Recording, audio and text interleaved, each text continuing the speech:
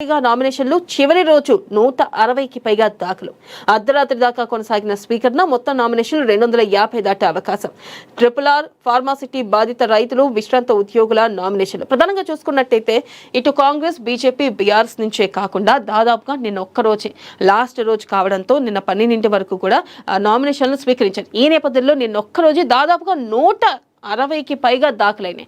అయితే ప్రధానంగా ఇక్కడ చూసుకున్నట్టయితే బీఆర్ఎస్, బీజేపీ, కాంగ్రెస్ ఈ మూడు పార్టీల నుంచి విసుగు చెందిన వారు, అంటే బయట నుంచి ఎవరైతే ఈ RRR, అలాగే ఫార్మాసిటీ బాధిత రైతులు, అలాగే మనం చూసుకున్నట్టయితే విశ్రాంత ఉద్యోగులు ప్రధానంగా నామినేషన్లు వేయటం జరిగింది. ఈ నేపథ్యంలో చూసుకున్నట్టయితే ఈ పార్టీల నుంచి అవ్వదు, ఏదైతే ఈ RRR కానీ లేదా బాధిత రైతులే కానీ ఫార్మాసిటీ వాళ్ళే కానీ ప్రధానంగా విశ్రాంత ఉద్యోగులే కానీ వీటికి విసుగు చెంది, ఈ పార్టీల నుంచి విసుగు చెంది మరి దాదాపుగా చాలా మంది నామినేషన్లు చేయడం జరిగింది. 160కి పైగా నామినేషన్లు వచ్చాయి.